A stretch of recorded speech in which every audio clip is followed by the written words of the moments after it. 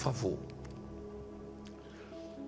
Nós estamos tendo sinais da volta do Senhor Jesus diariamente.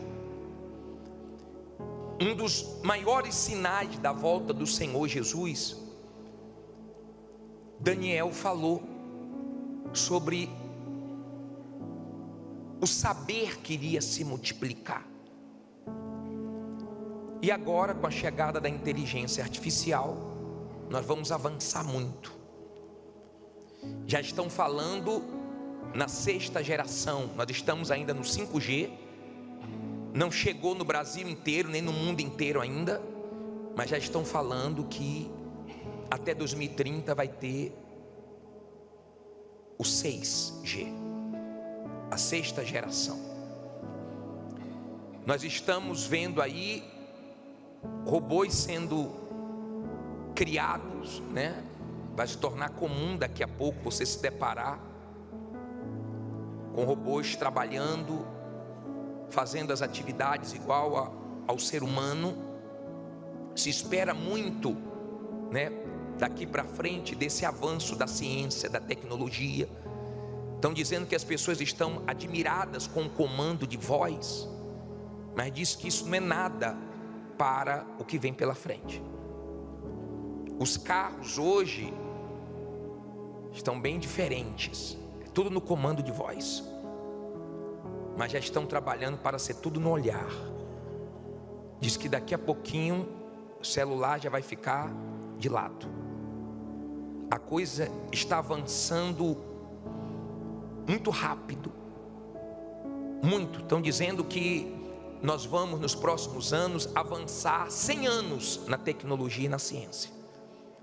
Então você vai ver muitas coisas.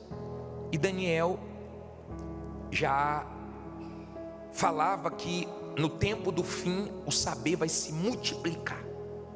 Multiplicar. Essa geração nova está bem diferente da geração passada.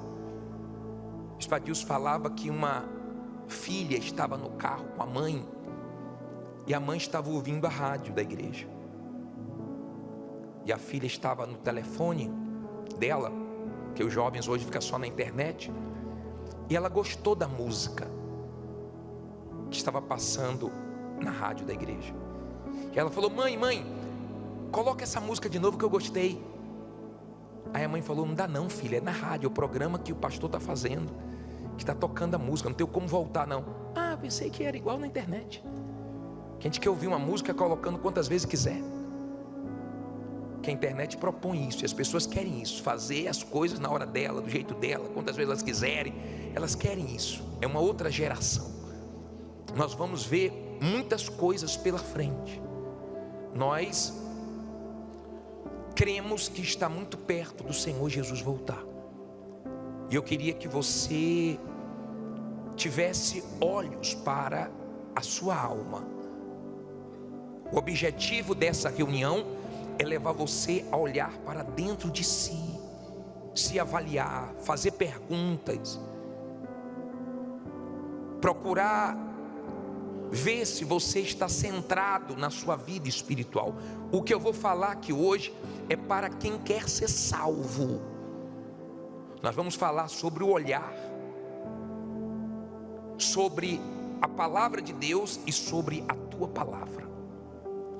Vamos ler aqui em Isaías 45, 22. Já acharam? Diz assim: olhai para mim e sereis o quê? Salvos, vós todos os termos da terra, porque eu sou Deus e não há outro. Vamos ler de novo? Olhai para mim e sereis salvos, vós todos os termos da terra, porque eu sou Deus e não há outro. Olha para mim, por favor. Para onde você olha é para onde você vai, certo? Se você vive olhando para a pornografia, é claro que logo logo você vai para a masturbação, você vai para a traição, você vai para a prostituição, você vai para onde não deve. Quando o diabo vê uma pessoa olhando para a pornografia, ele já sabe que ela vai se destruir, porque ela está mirando para o lugar errado. Entenda, o diabo observa para onde nós olhamos. Deus deixa claro: se você quer ser salvo, olhe para Ele. Como é que eu olho para Deus? Olhando para a palavra dEle. Quando nós meditamos, nós estamos olhando para a vontade dEle, para a palavra dEle. Nós estamos querendo saber o que Deus quer de nós. Nós estamos querendo saber o que agrada a Ele, a vontade dEle. E Ele deixa bem clara a vontade dEle nas Escrituras. Então Ele disse: olhe para mim. Tem gente que olha para a vida dos outros, começa a se comparar, e isso adoece a fé dela. Tem gente que olha demais para o passado e não consegue se desprender, e por causa disso fica escravo do passado. E o diabo gosta, ele gosta, porque ele sabe que você não tem como mudar o passado, e você fica remoendo, e você fica sofrendo. O diabo só não gosta que você olhe para Deus, que você olhe para a palavra de Deus. E eu vou ser sincero para você: é triste saber que muitas pessoas frequentam a igreja, mas ainda não são novas criaturas, não deixaram as coisas erradas para trás, e tem pouco interesse em conhecer a palavra de Deus.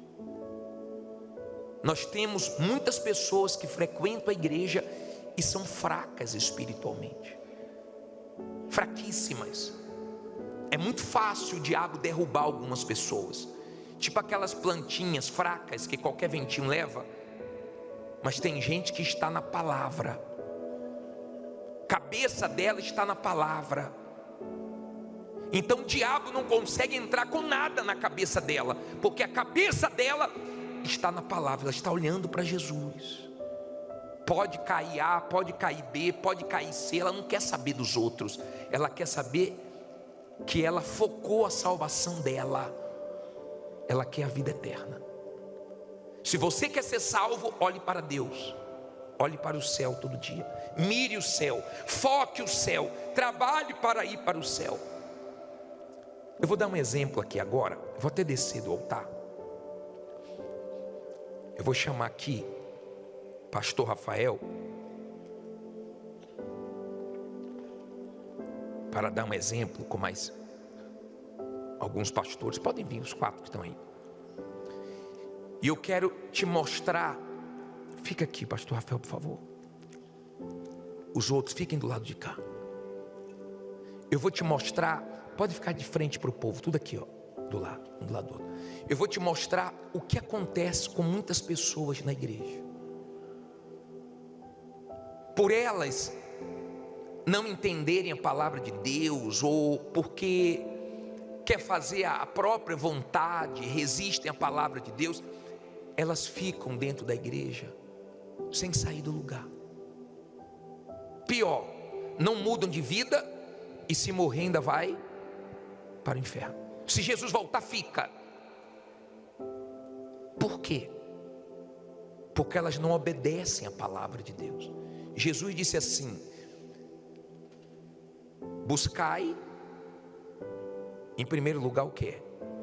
O reino de Deus e a sua justiça, e as outras coisas serão acrescentadas. Tá bom, vamos dizer que o pastor Rafael, fica aqui um pouquinho mais perto de mim, simboliza o Senhor Jesus, certo? Que está sempre de braços abertos. Vamos dizer aqui que o pastor Marcos representa a vida financeira. Vamos dizer que o pastor Wander simboliza a saúde. Vamos dizer que o pastor Marco simboliza a família. A família. Então esse é a vida financeira, esse a saúde, são áreas importantes. Esse simboliza quem? A família. Esse aqui simboliza a vida sentimental. As pessoas vêm para a igreja, vamos dizer que eu estou representando você. Jesus está ali, querendo um compromisso, querendo salvar. Dá para abrir aqui para colocar eu, Senhor Jesus? Abre um pouquinho mais a câmera. Aí, o Senhor Jesus está aqui. As pessoas não chegam na igreja preocupadas com a vontade de Jesus, preocupadas com a salvação. Elas chegam preocupadas em resolver os problemas delas. Mas elas ouvem a palavra. O problema é depois de ouvir a palavra, muitos não obedecem. Jesus está aqui querendo dar tudo aquilo ali, porque Ele quer te abençoar, Ele quer mudar a sua vida, mas a pessoa não quer nada com Ele. A pessoa ouve a palavra e fala: Senhor, depois eu me conserto, mas eu tenho que resolver minha vida econômica, e fica atrás da bênção. Ai meu Deus, apareceu aquele problema na saúde, Jesus, aquele exame, meu pai, que eu fiz, deu um nódulo, eu tenho que resolver esse problema, eu pegar por aqui. Ela fica assim: ai meu pai do céu, meu filho está com problema, meu Deus, esse garoto agora, que amizade é essa? Eu tenho que pastorar por mim, esse garoto está danado. Eu tenho que casar, eu tenho que casar, eu vou casar esse ano. Ela fica assim: eu tenho que casar, meu Deus, tem que casar. Minha amiga casou, todo mundo casando, estão dizendo que eu vou ficar para a titia. Jesus quer dar tudo para ela. Você ri, mas é a realidade na igreja. E Jesus fica chorando, porque Ele sabe que a alma da pessoa nessa situação vai para o inferno. Aí ela ouve uma palavra forte: Senhor, aguenta mais um pouquinho, eu estou para resolver a situação, tem que ser curada, tem que ser curada. Ela luta para pegar a cura dela. Às vezes até consegue, ó, ela consegue. Peraí, segura aí agora. Ó, às vezes até consegue, é curado. Só que o testemunho de cura, o testemunho de prosperidade, de família, de vida sentimental, glorifica a Deus, mas não santifica a Deus. Glorifica a Deus porque mostra que Ele te abençoou, mas o que glorifica a Deus é a sua mudança, é a sua conduta, é o testemunho que você dá, que você foi transformado. Esse testemunho de transformação santifica Jesus. Quando você faz assim, ó, Senhor, me perdoe, Senhor, perdoe, meu Pai, tenha misericórdia de mim, Senhor, eu estou todo errado, meu Deus, eu fiz muita besteira, eu sou vil, porque Deus viu todas as besteiras que você fez. Você pode ter trancado o quarto, você pode ter apagado o histórico, você pode ter trancado o banheiro, você pode ter feito tudo escondido. Ele viu, e mesmo tendo visto tudo, Ele te chama a arrependimento. Mesmo vendo tudo de errado que você já fez, Ele te chama para arrependimento. Quando você encontra Ele, Ele traz essas coisas, Ele que chama, Ele acrescenta, Ele faz coisas que você nem pede para Ele. Mas as pessoas estão deixando essas coisas em primeiro e Ele em último. Não sei se está dando para você entender. Ficou difícil de entender? Obrigado, vamos lá. Abra em 2 Coríntios 5,17. Vamos lá. Cansei. Saúde estava uma guerra ali, não queria deixar eu ser curado. Vida financeira estava correndo de mim. 2 Coríntios 5, versículo 17. Acharam? Diz assim: então você aprendeu para onde você deve olhar? Para a vida dos outros? Para o seu passado? Você deve olhar para onde? Para Deus. Tem que olhar para a vida de quem caiu?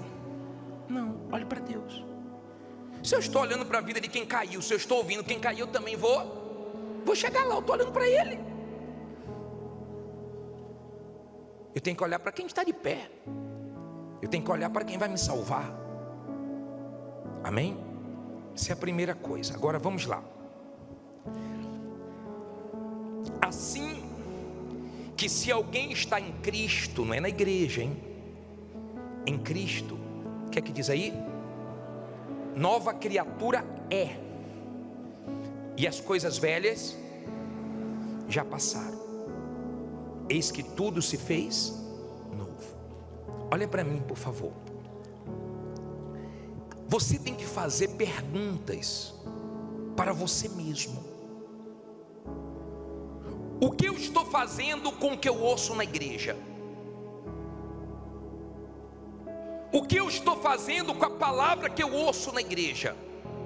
Eu estou praticando, eu estou obedecendo? Mandou eu largar as coisas velhas, eu já larguei o passado, eu já larguei a mágoa, eu já perdoei, eu já larguei o pecado, eu já consertei o meu namoro, eu já larguei a mentira, eu já larguei o que desagrada a Deus. Porque se eu não largar as coisas passadas, eu não vou ser uma nova criatura. Tem gente que está na igreja, não largou as coisas erradas, e para ela está tudo bem. Parece que isso não está prejudicando a alma dela.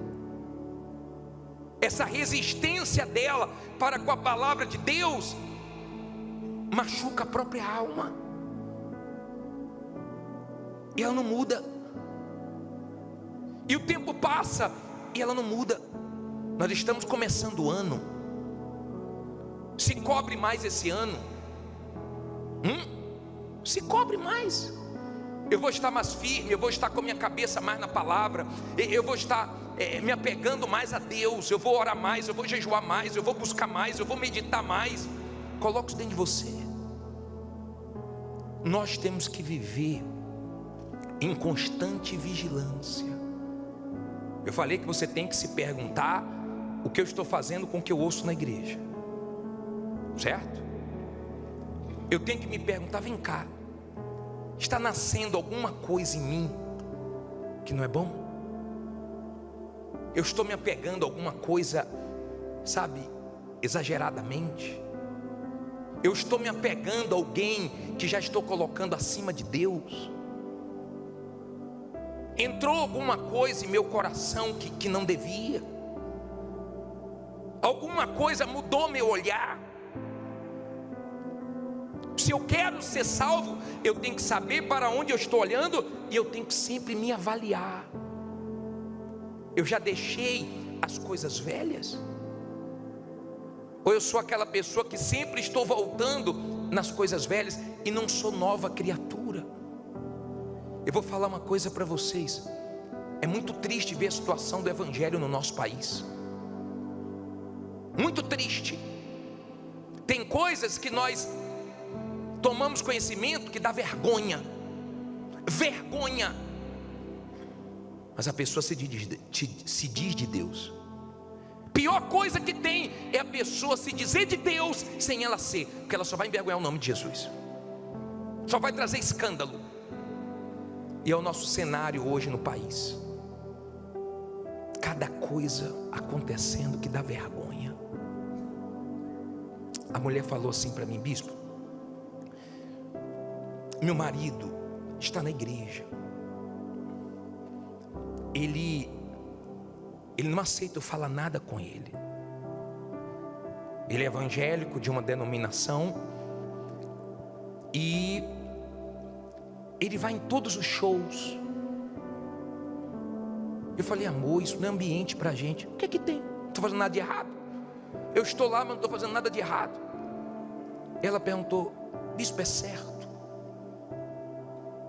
Eu falei: o dia que ele nascer de novo, que ele recebeu o Espírito Santo, porque é isso que a Bíblia fala em Romanos 8, versículo 9, e no versículo 14, deixa bem claro para todo mundo entender. Eu vou colocar na tela.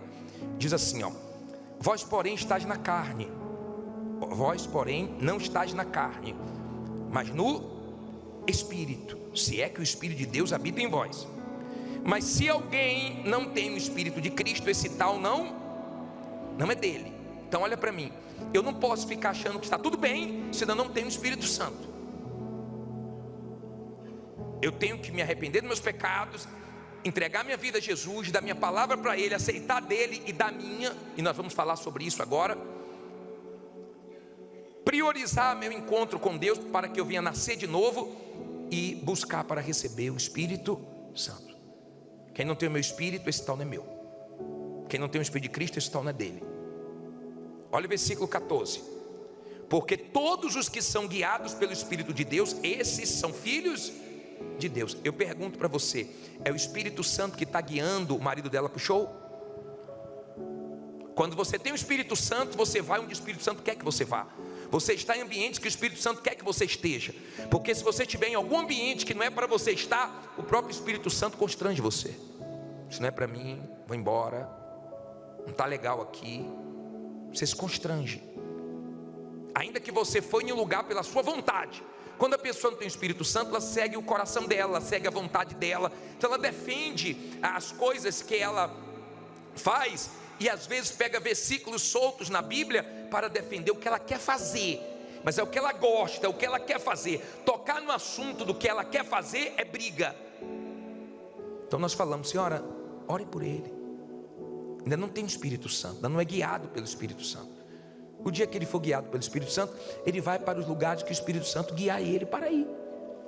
Então você vê quem é de Deus nos ambientes que Deus quer que a pessoa esteja. Então ela começa a mudar os ambientes, as amizades, comportamento, as reações. Muda tudo, gente. Muda de dentro para fora. Se ela é uma pessoa de Deus, que tem o Espírito de Deus.